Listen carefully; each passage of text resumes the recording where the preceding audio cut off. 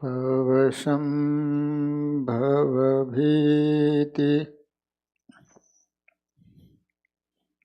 पेदनम्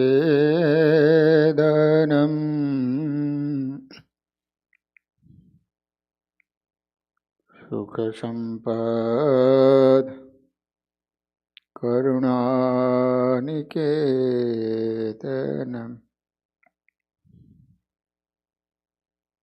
व्रतदानतपः क्रियाफलम्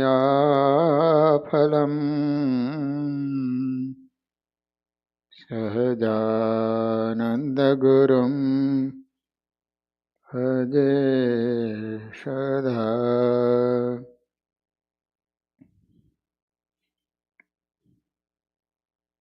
ॐ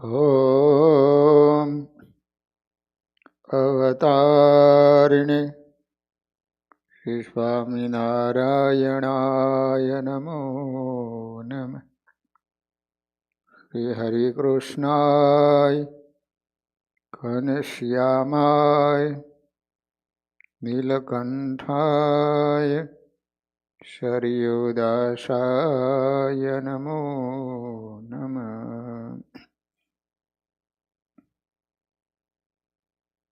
बोलो स्वामिनारायण भगवाननी। श्री हरिकृष्ण महाराजनी। श्री नरनारायण देवनी। श्री लक्ष्मीनारायण देवनी। श्री रेवती बड़देवजी महाराजनी।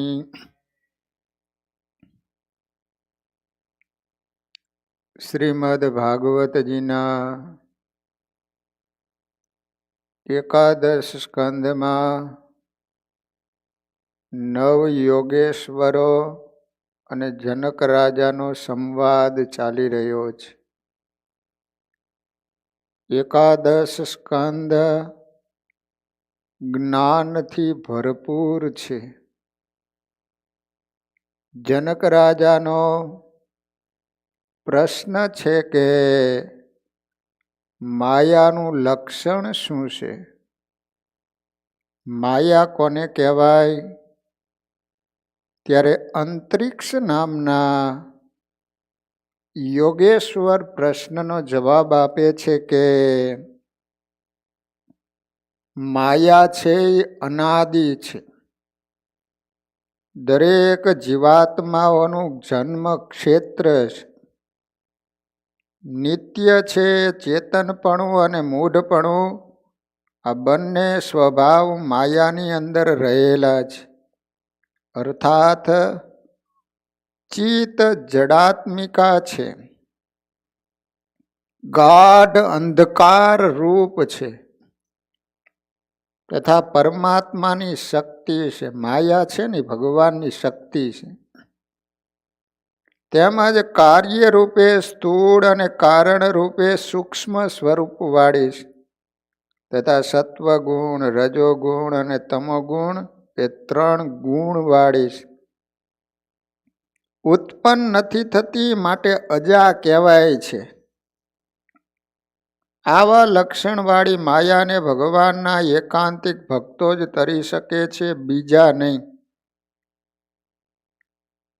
शिक्षापत्री में पण महाराजे कह्यु छे कि जे माया छे ई त्रिगुणात्मिका छे, अंधकार रूप छे। श्री कृष्ण भगवान शक्ति छे अने आ जीवने देह तथा देहना जे संबंधी तेमने विषे अहम ममत्वरी करावनारी छे। एम माया ने जाणवी। प्रथमना वचनामृत में गोवर्धन भाईए प्रश्न पूछ्यो के महाराज जेने भगवान माया कहे छे एनु शुं रूप छे? त्यारे महाराज बोल्या के भगवान नो भक्त होय एने भगवान नी मूर्ति नु ध्यान करता जे पदार्थ आडू आवीने आवरण करे एने माया कहीए। अर्थात ध्यान करता होय त्यारे स्त्रीना संकल्पो थाय तो स्त्री ने माया समझवी। रूपियाना घाट थाय तो रूपिया ने माया समझवी। ध्यान करता बा बापूजी याद आवे તો માયારૂપ સમજવા, અને ધ્યાન કરતા પતિ યાદ આવે તો એને માયારૂપ સમજવો. ઇત્યાદિક જે વસ્તુઓના સંકલ્પો થાય એ તમામને માયારૂપ સમજવા. શ્રી હરિએ એમ પણ કહ્યું છે કે અહમ અને મમત્વની કરાવનારી માયા છે. અહમ એટલે હું મોટો વક્તા છું, હું મોટો ત્યાગી છું, હું મોટો શેઠ છું, હું મોટો ધનવાન છું, હું મોટો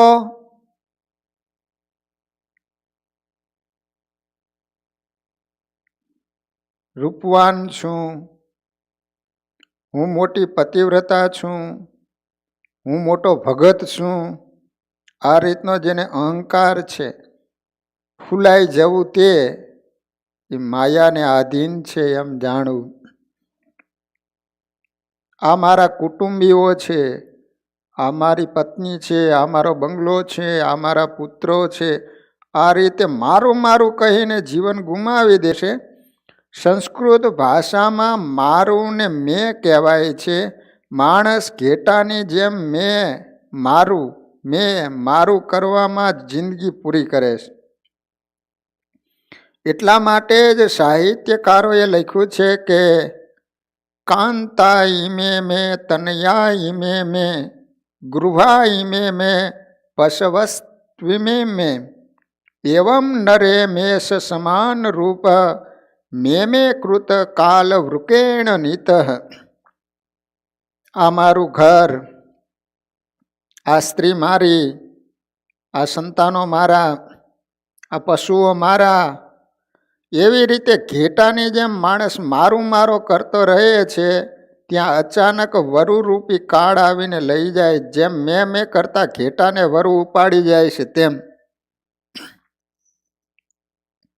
હે ભક્તો, આપણે જેમ મારું મારું કરીએ છીએ ને, તેમ આપણા ઘરમાં રહેતા ઉંદરો પણ મારું મારું કરતા હોય છે. આપણા ઘેર મહેમાન આવે ત્યારે આપણે એને બંગલો બતાવીને કહીએ કે આ બંગલો મારો છે.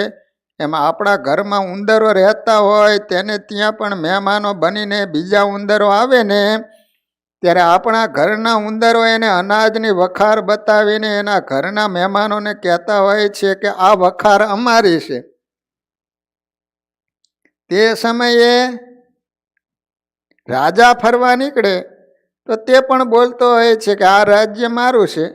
શેરીના કૂતરા બેઠા હોય અને બીજી શેરીના કૂતરા ત્યાં આવે તો બેઠેલા કૂતરા તુરંત એની પાછળ દોડીને કાઢી મૂકે અને કહે આ શેરી અમારી છે. ત્યાં તું કેમ આવ્યો? ગામડાઓમાં રહેતા નીચ જ્ઞાતિના લોકો પણ કહેતા હોય કે આટલી શેરીઓ મારી છે. તેથી બીજા ઢોલીને ત્યાં ઢોલ વગાડવા કે કૂતરા મરી ગયા હોય ને તો એને ઢસડવા પણ જવાય નહીં. આ રીતે જીવ પ્રાણી માત્રને મમત્વ કરાવનારી માયા છે. માયામાં બહુ જોર છે. એને મોટા મોટાને વશ કર્યા છે. અનાદિકાળથી માનવનું માયા સાથે યુદ્ધ થતું આવ્યું. જીવાત્મા મોહ છોડી પરમાત્મા પાસે જાય એ માયાને ગમતું નથી. તે મનને ચંચળ બનાવીને જીવને સમજાવે છે કે સંસારમાં સુખ છે, સ્ત્રીઓમાં સુખ છે એવું સમજાવીને સૂત કલત્ર ગૃહાંત કૂપે, પછી કુટુંબ પરિવાર અને બંગલા રૂપી અંધારા કૂવામાં જીવાત્માને ફેંકે છે. જીવ મુક્ત છે, પરંતુ માયાએ એને બાંધ્યો છે. તેથી વિષયો છોડી શકતો નથી. એટલે જડ ચેતનની ગાંઠમાં ફસાયો છે. માયા માણસને બે રીતે મારે છે. બે રીતે. ઘરની બધી અનુકૂળતા હોય તો ભક્તિ કરવા દેતી નથી અને વધારે ભેગું કરવાની ઈચ્છા થાય છે. તથા પ્રતિકૂળતા હોય તો હૈયું બાયડા કરે. સંસારમાં માયાએ એવું આકર્ષણ કર્યું છે કે પંચ વિષયના સુખો સારા લાગે છે. અરણ્ય કાંડમાં રામ પ્રભુ લક્ષ્મણજીને કહે છે કે હે લક્ષ્મણ, મેં યરુ મોર તોર તે માયા, જેઈ બસ કીને જીવ નિકાયા, ગો ગો ચર જ લગી મન જાઈ, સો સબ માયા જાની હું ભાઈ. રામ પ્રભુ લક્ષ્મણને કહે છે કે લખન, હું અને મારું, તું અને તારું આ જ માયા છે, જેને સર્વ જીવોને વશ કર્યા છે. તેમજ ઇન્દ્રિયોના વિષયો અને મન જ્યાં સુધી જાય છે તે સમગ્રને તું માયા જાણ. મહાભારતના શાંતિ પર્વમાં સહદેવજી કહે છે કે હે યુધિષ્ઠર, આ જગતમાં મારું એ બે અક્ષરો મનુષ્યને મૃત્યુરૂપ છે, અને ન મમ મારું કંઈ જ નથી એ ત્રણ અક્ષરો પરમાત્માનો આનંદ આપનારા છે. અર્થાત જે વ્યક્તિએ મમત્વ મૂક્યું એ જ સુખી છે. મારું મારું કરે છે એ માણસ મરે છે, તારું તારું કરે છે એ માણસ તરે છે. એકવાર શ્રીજી મહારાજ માંગરોળ ગયા. માંગરોળ આનંદજીભાઈ સંઘાડિયાને ત્યાં ઉતર્યા.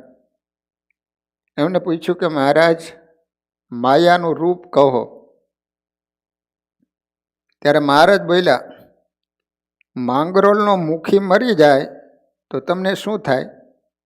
આનંદજીભાઈ કહે, મને કશું ન થાય, પરંતુ વ્યવહારને લીધે એને ઘેર જવું પડે. મહારાજ કે રાજાનું મૃત્યુ થાય તો? આનંદજી ભગત કે ખરખરો કરવા રાજ્યમાં જવું પડે. ત્યાર પછી મહારાજ કે તમારો દીકરો મરી જાય તો શું થાય? ત્યારે આનંદજીભાઈ કે મહારાજ, તુરંત હંઘેડો બંધ કરવો પડે અને રડવાનું શરૂ થાય. મહારાજ કે વધુ હેત છે એનું નામ જ માયા. તમે માની લીધું કે આ દીકરો મારો છે એટલે દુઃખ થયું, માટે મારાપણાની બુદ્ધિ છે એ જ માયાનું રૂપ છે. સારંગપુરના 14મા વચનામૃતમાં મહારાજે કહ્યું છે કે મહાભારતના ઉદ્યોગ પર્વને વિશે સનત સુજાત ઋષિએ ધૃતરાષ્ટ્રને કહ્યું છે. એક તો પ્રમાદ અને બીજો મોહ, એ બેયનો જે ત્યાગ કરે એ સર્વ પ્રકારે ભગવાનની માયાને તરી રહ્યો છે. અને પ્રમાદ અને મોહ એનું જ નામ માયા છે. પ્રમાદ એટલે મોક્ષને અર્થે કશું ન કરે અને દેહના સુખો સારું સતત પ્રયત્ન કરે, પરંતુ એમાં આળસ ન આવે અને ભજન ભક્તિ કરવામાં આળસ આવે, એને પ્રમાદી કહેવાય. મોહ એટલે જેમાં સુખ છે એમાં સુખ નથી જણાતું, અને જેમાં દુઃખ છે ને એમાં દુઃખ નથી જણાતું. અર્થાત હરિભજનમાં સુખ છે પરંતુ સુખ નથી મનાતું. પંચ વિષયમાં દુઃખ રહેલું છે છતાંય પણ એમાં સુખ મનાય છે, એનું જ નામ મોહ છે. આ રીતે માયાના લક્ષણો બતાવ્યા, એમાં આપણે ગળાડૂબ ડૂબ્યા છીએ, છતાં પેલા પોપટની જેમ બોલ્યા કરીએ છીએ. જો એક જંગલ હતું, એમાં પોપટ ઘણા રહેતા હતા. તેવામાં એક સમયે પારાધી આવ્યો અને ઘણા પોપટને પકડીને લઈ ગયો. પછી દરરોજ આવવા લાગ્યો, પોપટને છેતરી ઝાડ પાથરીને પકડવા લાગ્યો. એથી પોપટની વસ્તી ઓછી થવા લાગી. આ બીના જોઈને આશ્રમમાં રહેતા એક મહાત્માને દયા આવી.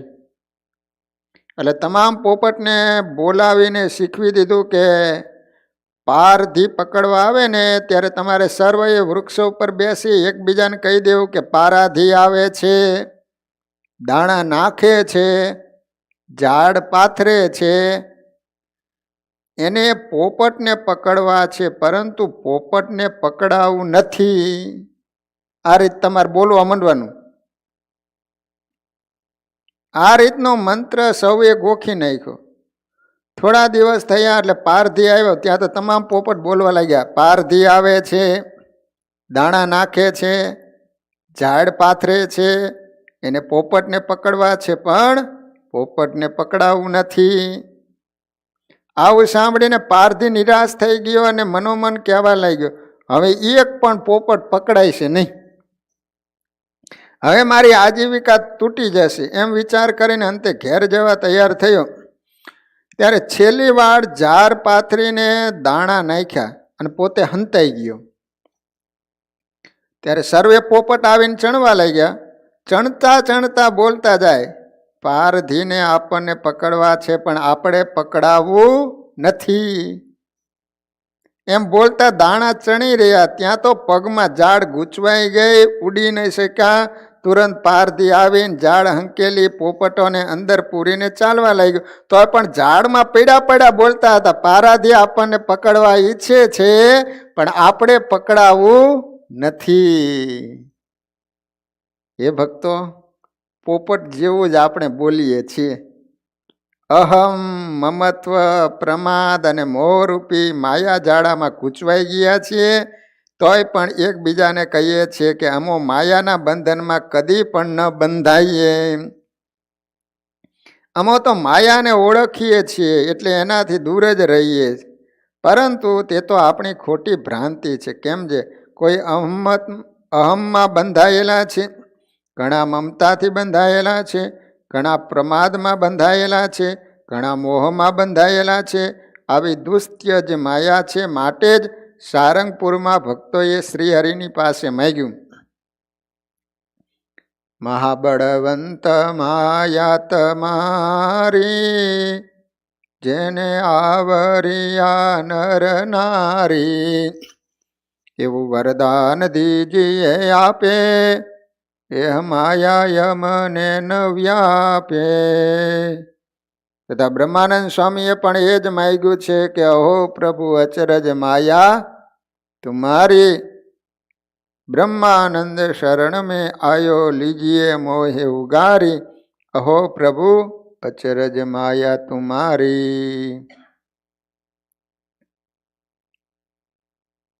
માયાજાળના બંધનમાંથી છૂટવા માટે જ્ઞાની પુરુષો જ્ઞાનરૂપી દીપ પ્રગટ કરે, પછી એના પ્રકાશમાં માયાજાળના બંધનો છોડે છે. હવે પ્રથમ એ જ્ઞાનરૂપી દીપ પ્રગટાવવાની પ્રક્રિયા કહું છું, એને સાંભળો.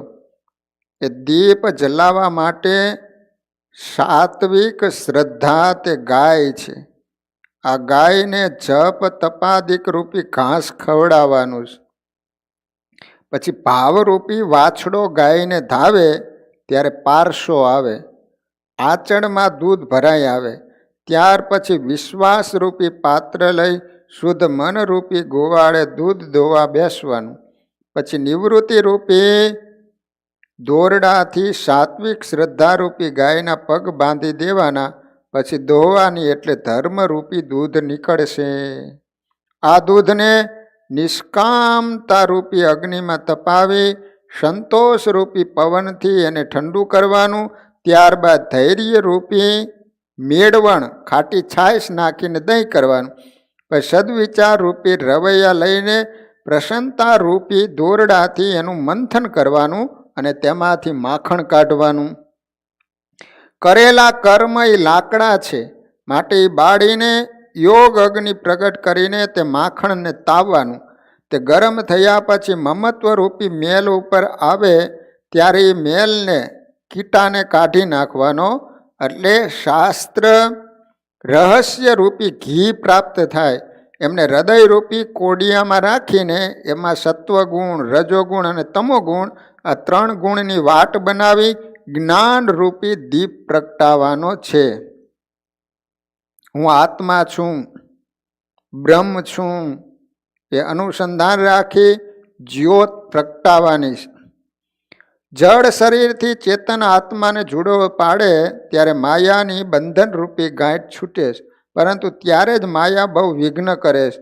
એથી વિષયરૂપી પવન છૂટે છે અને મહેનત કરીને પ્રગટાવેલ જ્ઞાન દીપને બુજાવી દે છે. માટે સાવધાન રહેવાની બહુ જરૂર છે.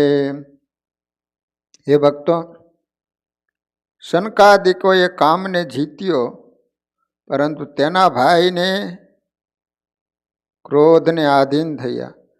જે લોકો કામ અને ક્રોધ બંનેનો ત્યાગ કરે તેઓને માયા કીર્તિમાં ફસાવી રાખે.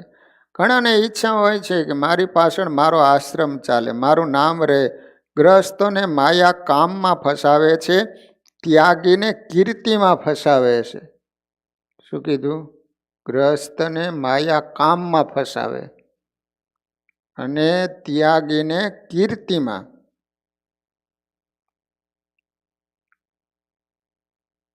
લોયાના 10મા વચનામૃતમાં શ્રીજી મહારાજે ઇન્દ્રિયો અને અંતઃકરણ રૂપ માયાને ભક્તો માટે સુખદાયી કહીશ.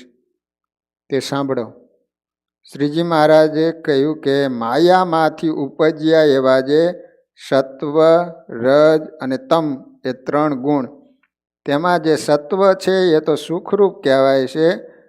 શ્રીમદ ભાગવતમાં કહ્યું છે કે સત્વમ યદ બ્રહ્મ દર્શનમ, જે સત્વગુણ છે એ પરબ્રહ્મનું દર્શન કરાવનારો તથા સત્વગુણની સંપત્તિ તે જ્ઞાન, વૈરાગ્ય, વિવેક, સમધમાદિક છે. એવી જે માયા તે કેવી રીતે દુઃખરૂપ છે. અને વળી એકાદશ સ્કંદમાં કહ્યું છે જે વિદ્યા વિદ્યે મમતનું, હે ઉદ્ધવ, વિદ્યા અને અવિદ્યા તે મારા શરીરભૂત છે અને મારી માયાથી નિર્માણ થયેલી આદિભૂત છે. તે વિદ્યા અને અવિદ્યા શરીરીઓને બંધન અને મોક્ષ કરનારી છે. વિદ્યા શક્તિ મોક્ષ કરનારી છે, અવિદ્યા શક્તિ બંધન કરનારી છે. માટે મોક્ષને કરે એવી જે વિદ્યારૂપ માયા એ કેવી રીતે દુઃખદાયી છે.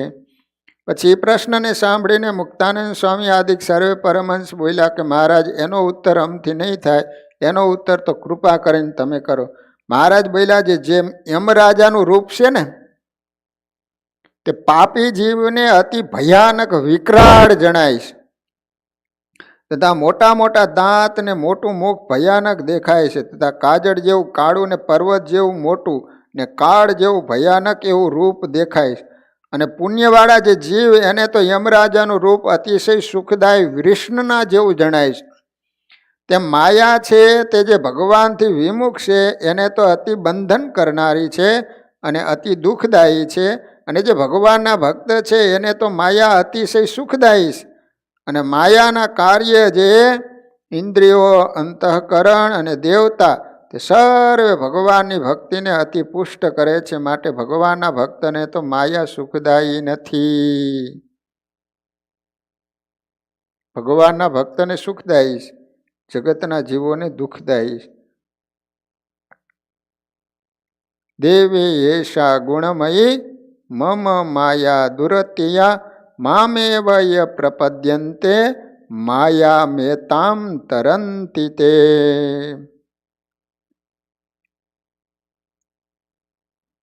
માયા છે એને તરવાની ઈચ્છા હોય, એને સ્વતંત્ર ન રહેતા ભગવાન કે સદગુરુને શરણે જવું, કે સતત સત્સંગ કરવો, સદગુરુની આજ્ઞા અનુસાર સાધન કરો તો ધીરે ધીરે માયા છૂટે છે. માયાને તરવાની ઈચ્છા છે તે સ્વાદ અને વાદને છોડે. માયાને તરવી શું કરવું પડે? ભગવાનને શરણે જવું પડે. બીજું શું કરવું પડે? સ્વાદ અને વાદને છોડવાનો. એક તો રસાસ્વાદ છોડવાનો, બીજો વાદ છોડવાનો, કોઈની હારે વાદ નહીં કરવાનો. પ્રત્યેક ઇન્દ્રિયથી સંયમ પાડે, આંખથી અને મનથી પણ બ્રહ્મચર્ય પાડે. શક્તિનો વિનાશ કરવાથી અનેક રોગો થાય છે. શું કીધું? જેટલા બ્રહ્મચર્ય વિશેષ પાડે ને એટલા રોગ ઓછા થાય. જે બ્રહ્મચર્ય ન પાડે એને રોગ વધારે થાય છે. જેટલા ભોગો તમે વધારે ભોગવો એટલા રોગ વધારે થાય. શક્તિના સંગ્રહથી રોગો આવતા નથી. માયાને તરવાની ઈચ્છા છે તે મૌન પડે. મનથી પણ જે ના બોલે એને મૌન કહે છે. મૌન એટલે કેવળ મોઢેથી બોલે નહીં એમ નહીં, મનથી પણ નહીં બોલવાનું. ખાલી જીભનું મૌન એ મૌન નથી, મનથી પણ જે ના બોલે ત્યારે મનને આરામ મળે.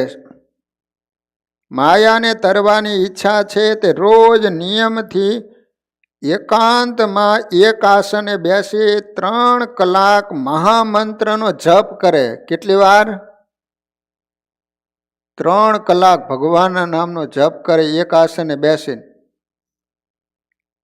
પ્રભુનું ધ્યાન કરે. માયા એ પડછાયા જેવી છે. જો દીવા સામે ઊભા રહો તો છાયા પાછળ બાજુ જશે, રહેશો તો છાયા આગળ આવશે. ઈશ્વરની સામે ઊભા રહેવામાં આવે તો માયા પાછળ જશે અને પજવશે નહીં. પણ ઈશ્વરથી વિમુખ થવામાં આવે તો માયા આગળ આવીને ઊભી રહેશે અને પજવશે.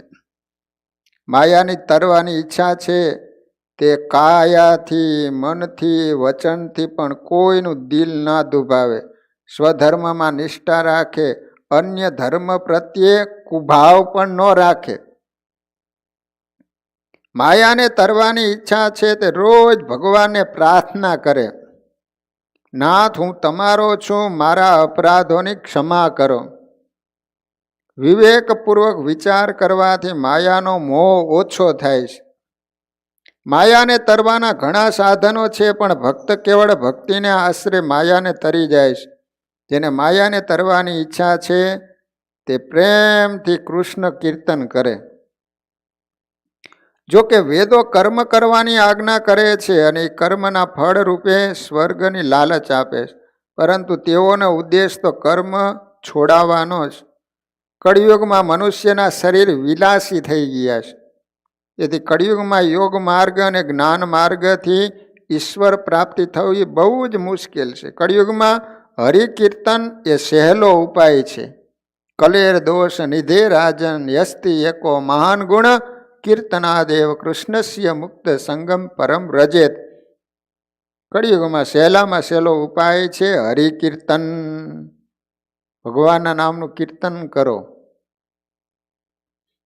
સિદ્ધાંતો જાણે છે બધાય, પણ જીવનમાં તે પુણ્યશાળી મનુષ્યો જ ઉતારી શકે છે. જીવને પ્રભુના નામનો જપ કરવો સહેલો છે, કારણ કે જીભ જીવને આધીન છે. ભગવાનનું નામ સર્વ અને સુલભ છે, તેમ છતાં જીવો નરકમાં પડે છે. આ મોટું આશ્ચર્ય છે. મહાભારતના વન પર્વમાં યુધિષ્ઠિર અને યક્ષનો સંવાદ આવે છે. જ્યારે કુંતા માતાને તરસ લાગે છે ત્યારે પાણી લેવા માટે જાય છે, તો અવાજ આવે છે કે પહેલાં મારા પ્રશ્નોના જવાબ આપો. તો 5 પાંડવો એક પછી એક જાય છે, પણ જવાબ નહીં આપતા પાણી પીવાની તૈયારી કરે છે, તો ત્યાં પડી જાય ને મરી જાય છે. પછી છેલ્લે યુધિષ્ઠિર જાય છે. તેમાં યક્ષે યુધિષ્ઠિરને એક પ્રશ્ન પૂછ્યો કે આ દુનિયામાં મોટામાં મોટું આશ્ચર્ય શું છે? ત્યારે યુધિષ્ઠિરે જવાબ આપ્યો કે અહની ભૂતાની ગચ્છન્તિ યમ મંદિરમ શેષા સ્થિરત્વમ ઈચ્છન્તિ કિમ આશ્ચર્ય મતઃ પરમ. દરરોજ સેંકડો જીવો યમરાજાને ઘેર જઈ રહ્યા છે, તે જોવા છતાં પણ બીજા બાકી રહી ગયેલા લોકો એમ માને છે કે પોતે મરવાના જ નથી, અને એમ માની દુનિયામાં મનસ્વી રીતે રહે છે. આથી મોટું બીજું શું આશ્ચર્ય હોઈ શકે? દરરોજ માણસો મરે આપણે જોઈએ છીએ ને, છતાંય આપણે માની લીધું છે કે આપણને મરવું નથી. એમ એ જ મોટામાં મોટું આશ્ચર્ય છે.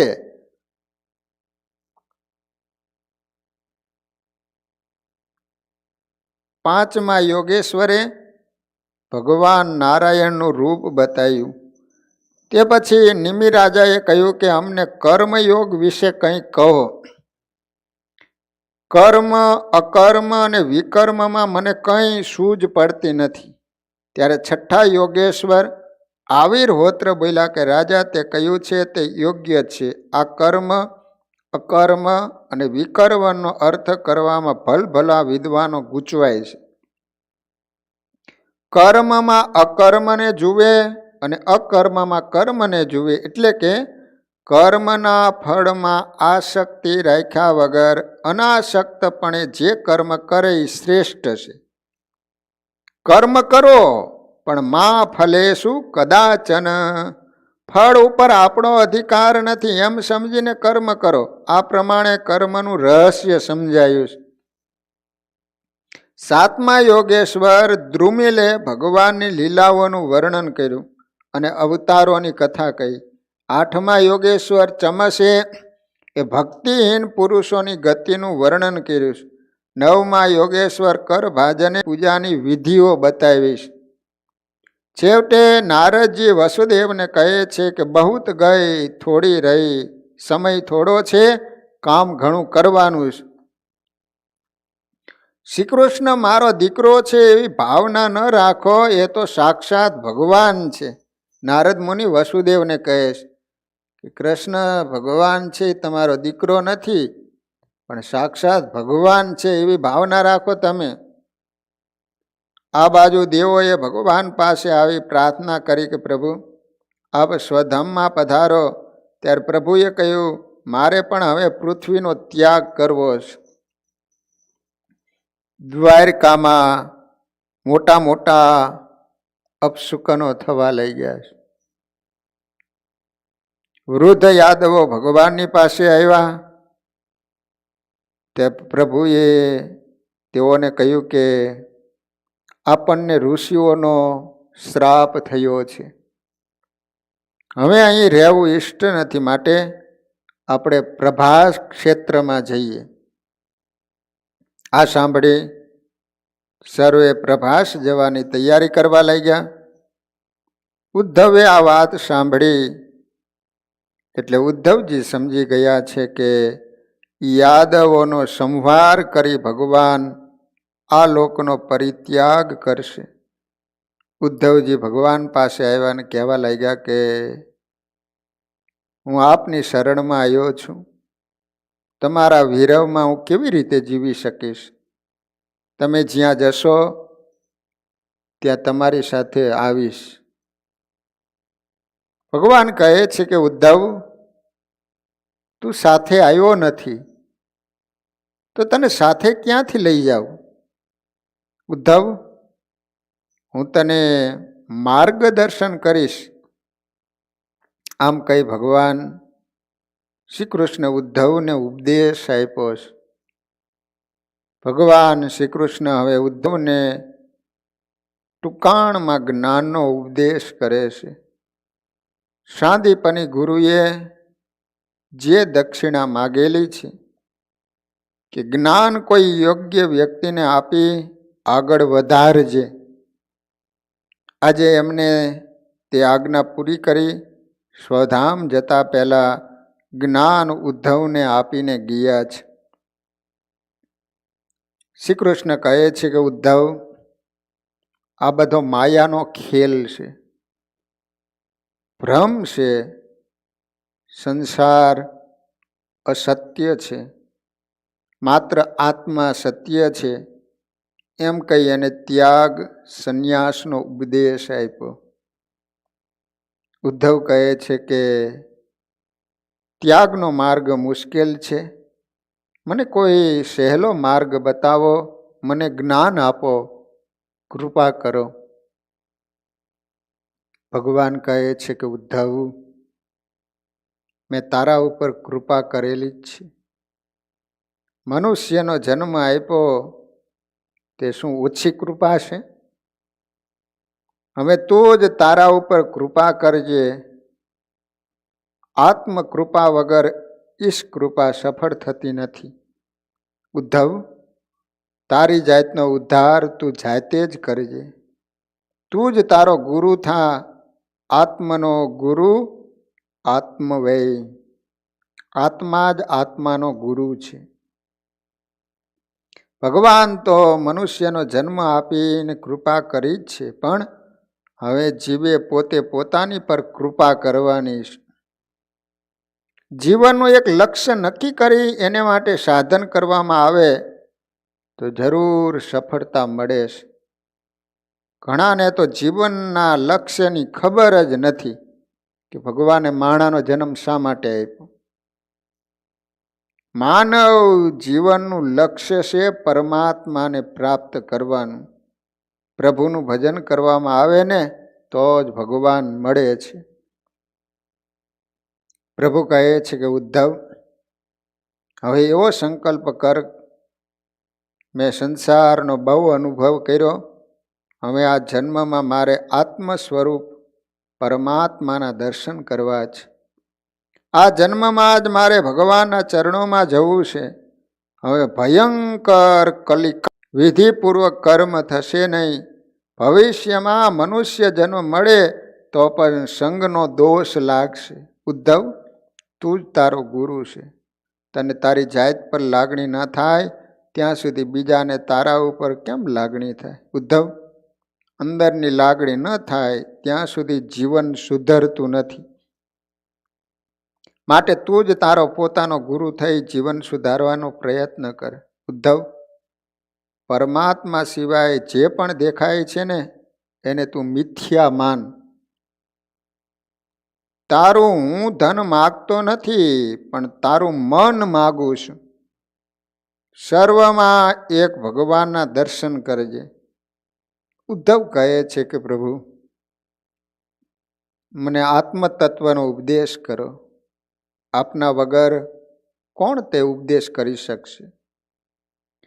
ભગવાન કહે છે કે અનેક પ્રકારના શરીરોનું મેં નિર્માણ કર્યું છે, પરંતુ તે બધામાં મને માનવ શરીર અત્યંત પ્રિય છે. આ મનુષ્ય શરીરમાં એકાગ્ર ચિત્તવાળો પુરુષ ઈશ્વર સાક્ષાત અનુભવ કરી શકે છે. આ સંબંધમાં એક પ્રાચીન ઇતિહાસ કહેવામાં આવે છે. એ અવધૂત દત્તાત્રેય અને યદુ રાજાના સંવાદના રૂપમાં. ઉદ્ધવ, આવા પ્રશ્ન યદુ રાજાએ દત્તાત્રેયને કરેલા છે. યદુ રાજા એ ત્રિકાલદર્શી અવધૂત બ્રાહ્મણ દત્તાત્રેયને સહ્યાદ્રી પર્વતની તળેટીમાં નિર્ભય વિચરતા જોયા. ત્યારે યદુ રાજાએ એમને પ્રશ્ન કર્યો કે આપનું શરીર પૂર્ણ છે તેવું મારું પણ નથી. હું જોઉં છું કે સંસારના મોટા ભાગના લોકો કામ અને લોભના દાવાનળમાં બળી રહ્યા છે, પરંતુ તે આપને અસર કરતા નથી. આપ મુક્ત છો અને આપના સ્વરૂપમાં કેવળ સ્થિર રહો છો. આપને આપના આત્મામાં અનિર્વચનીય આનંદનો અનુભવ શી રીતે થાય? આપની પાસે શું કિમિયો છે? યદુ રાજાએ દત્તાત્રેય ભગવાનને પૂછ્યું કે અમારી પાસે આટલી બધી સંપત્તિ રાજ્ય હોવા છતાં તમે જે પ્રસન્નથી રહો છો, આનંદમાં મોજમાં રહો છો, તો એવો આનંદ અમને કેમ નથી મળતો? તમારી પાસે તો કાંઈ નથી, છતાંય પણ તમે આનંદમાં છો. તમારી પાસે એવો શું કિમિયો છે? તો એ રસ્તો અમને બતાવો. યદુ રાજાના પ્રશ્નનો જવાબ આપતા દત્તાત્રેય કહે છે કે રાજન, આનંદ બહાર નથી, આનંદ કોઈ વિષયોમાં નથી, પણ આનંદ અંદર છે. અંદર હું પણાને ભૂલી ગયો છું. જગતના વિષયોમાંથી દ્રષ્ટિ હટાવીને મેં દ્રષ્ટિને અંતર્મુખ કરી છે. હું મારા સ્વરૂપમાં સ્થિર છું. પ્રારબ્ધ અનુસાર જે મળે એમાં આનંદ માનું છું. મેં મારી દ્રષ્ટિને ગુણમય બનાવી છે. હું સર્વના ગુણ જોઉં છું. દત્તાત્રેય ભગવાન યદુ રાજાને કહે છે કે મારી જ્યાં જ્યાં દ્રષ્ટિ જાય છે ને એ બધામાં મને ગુણ દેખાય છે. દત્તાત્રેય ભગવાને પોતાના જીવનમાં 24 ગુરુ કર્યા. ગુરુ તો એક જ હોય, પણ 24માંથી એને ગુણ ગ્રહણ કર્યો. દીક્ષા ગુરુ એક હોય છે, પણ શિક્ષા ગુરુ અનેક હોઈ શકે છે. મેં એક નહીં પણ 24 ગુરુ કરેલા છે. દત્તાત્રેય ભગવાન યદુ રાજાને કહે છે કે મેં 24 ગુરુ કર્યા છે, એમાંથી કંઈક મેં શિક્ષા પ્રાપ્ત કરી છે. આ મને જે જ્ઞાન મળ્યું છે તે મારા અનેક ગુરુઓ પાસેથી મળ્યું છે. દરેકમાંથી કોઈને કોઈ ઉપદેશ મળે છે. મારા ગુરુઓના નામ તારે જાણવા હોય તો સાંભળ. હવે દત્તાત્રેય યદુ રાજાને 24 ગુરુઓની કથા સંભળાવે છે કે એ 24 ગુરુની પાસે મેં શું શું ગુણ ગ્રહણ કર્યા. પહેલા ગુરુ મારા છે ધરતી માતા. ધરતી છે એ મારો પહેલો ગુરુ છે. તો એની પાસેથી શું શીખ્યો? તો કહે છે કે ખૂબ સહન કરવું એવો બોધ લીધો. ધરતી માતા બધું જ સહન કરે છે. માણસો પેશાબ કરે, થૂકે, બધી જ ક્રિયા કરે, ખાડા ખોદે, કૂવા ખોદે, વાવ ગાળે, તોય પણ કોઈ દિવસ પૃથ્વી માતા આપણને કંઈ કહે નહીં, બધું જ સહન કરે છે. તો દત્તાત્રેય ભગવાન કે પૃથ્વી પાસેથી એક ગુણ શીખ્યો કે જીવનમાં સુખ આવે, દુઃખ આવે, છતાંય પણ બધું સહન કરવું. કોઈ અપમાન કરે, કોઈ તિરસ્કાર કરે,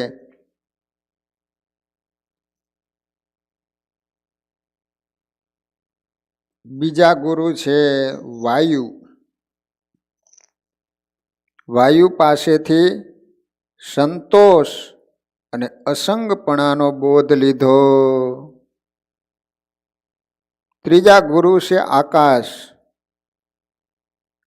એની પાસેથી આકાશની જેમ ઈશ્વર પણ સર્વવ્યાપક છે અને તેની જેમ આત્મા કોઈથી લેપાતો નથી એવો બોધ આકાશ પાસેથી લીધો. ચોથા ગુરુ છે જળ, કહેતા પાણી, વોટર. એની પાસેથી શીતળતા અને મધુરતાનો બોધ લીધો. પાંચમા ગુરુ છે અગ્નિ. અગ્નિ પાસેથી પવિત્રતાનો બોધ લીધો. વિવેક રૂપી અગ્નિ જો હૈયામાં પ્રગટે ને તો પાપ આવવા દે નહીં. છઠ્ઠા ગુરુ છે ચંદ્રમા. એની પાસેથી સમતાનો બોધ લીધો.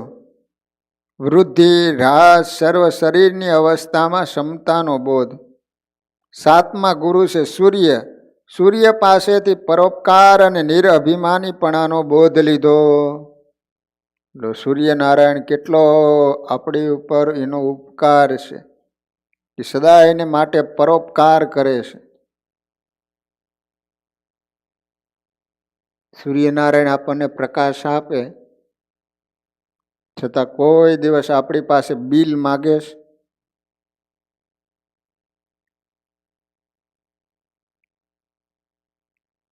આઠમા ગુરુ છે હોલા.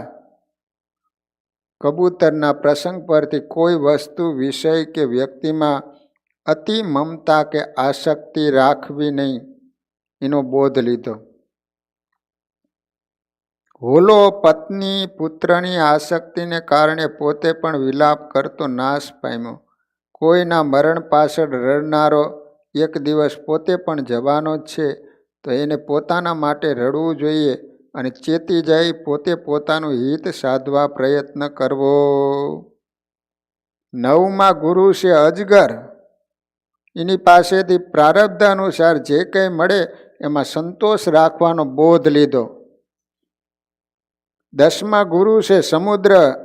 સમુદ્ર પાસેથી ભોગો મળે તો હરખાવું નહીં અને ના મળે તો સંતાપ કરવો નહીં એવો બોધ લીધો.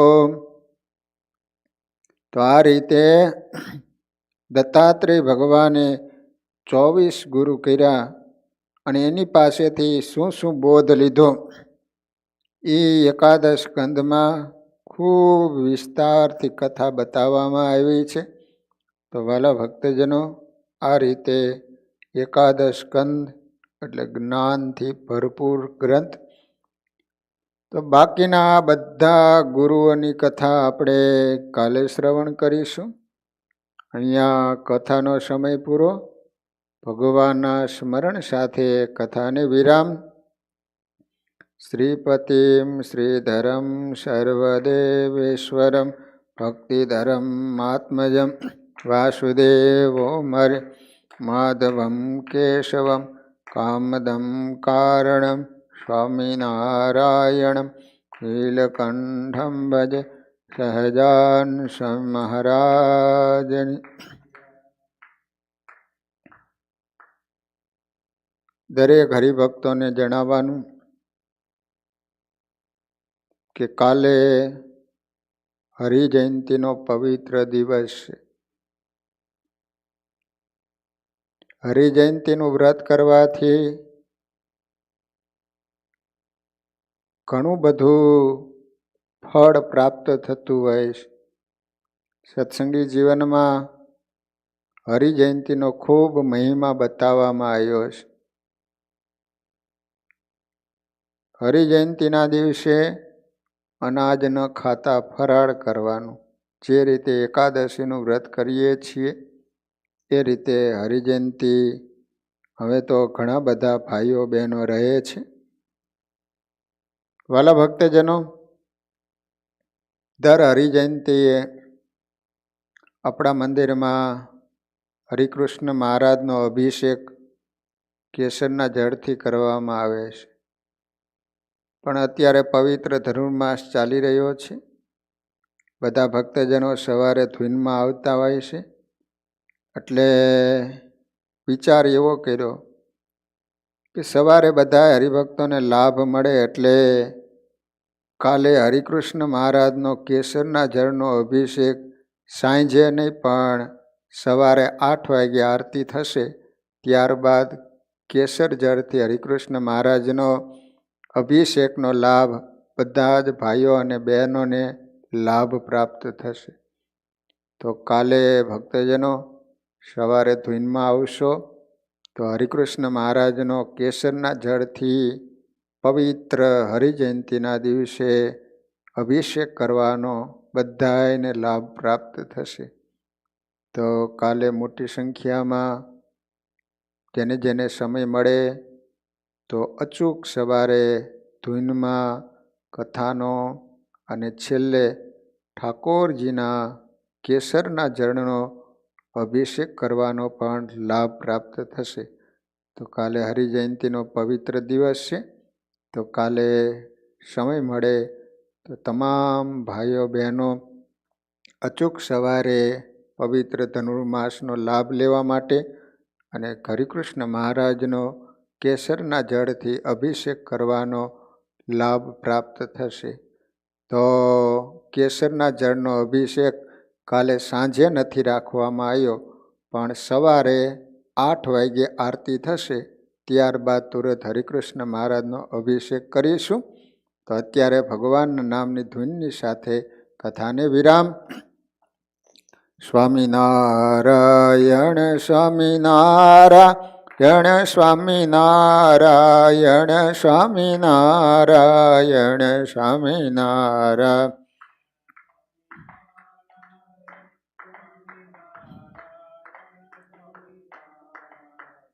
સ્વામિનારાયણ સ્વામિનારાયણ સ્વામિનારાયણ સ્વામિનારાયણ સ્વામિનારાયણ.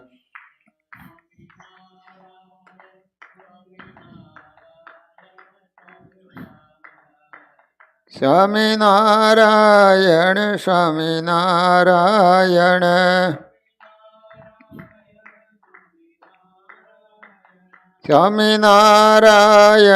સ્વામિનારાયણ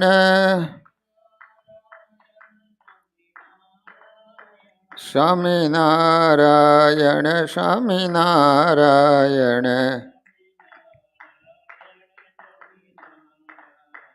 સ્વામિનારાયણ સ્વામિનારાયણ સ્વામિનારાયણ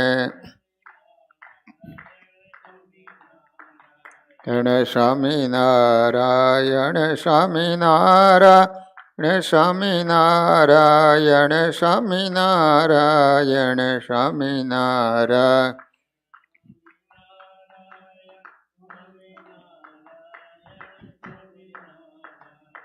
સ્વામિનારાયણ સ્વામિનારાયણ સ્વામિનારાયણ સ્વામિનારાયણ સ્વામિનારાયણ સ્વામિનારાયણ સ્વામિનારાયણ સ્વામિનારાયણ સ્વામિનારાયણ સ્વામિનારાયણ સ્વામિનારાયણ સ્વામિનારાયણ સ્વામિનારાયણ.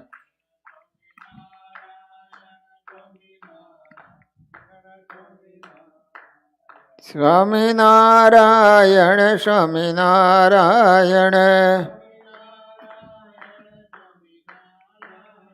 સ્વામિનારાયણ સ્વામિનારાયણ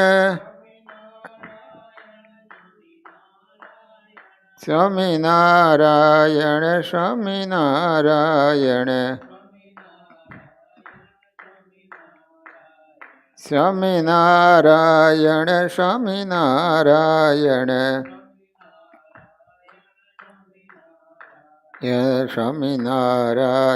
સ્વામિનારાયણ સ્વામિનારાયણ સ્વામિનારાયણ સ્વામિનારાયણ.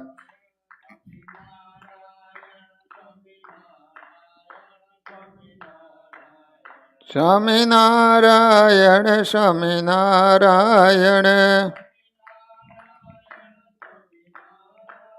સ્વામિનારાયણ સ્વામિનારાયણ સ્વામિનારાયણ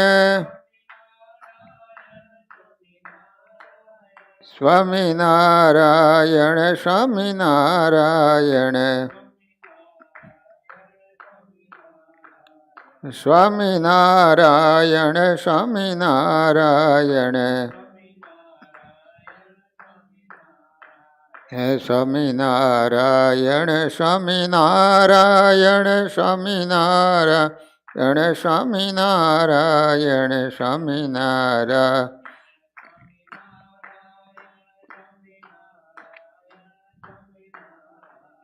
સ્વામિનારાયણ સ્વામિનારાયણ સ્વામિનારાયણ સ્વામિનારાયણ સ્વામિનારાયણ.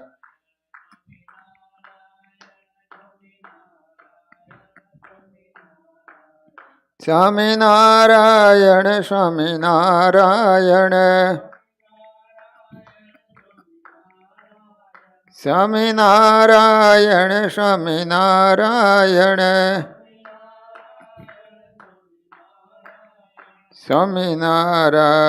સ્વામિનારાયણ સ્વામિનારાયણ સ્વામિનારાયણ સ્વામિનારાયણ સ્વામિનારાયણ સ્વામિનારાયણ સ્વામિનારાયણ સ્વામિનારાયણ.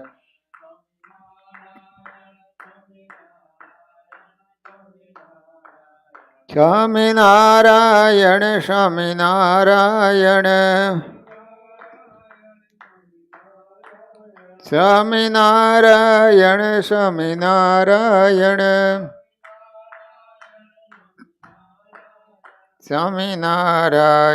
સ્વામિનારાયણ સ્વામિનારાયણ સ્વામિનારાયણ સ્વામિનારાયણ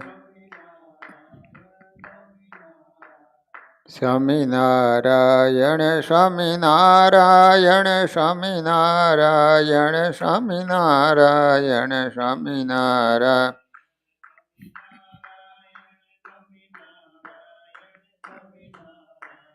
સ્વામિનારાયણ સ્વામિનારાયણ સ્વામિનારાયણ સ્વામિનારાયણ સ્વામિનારાયણ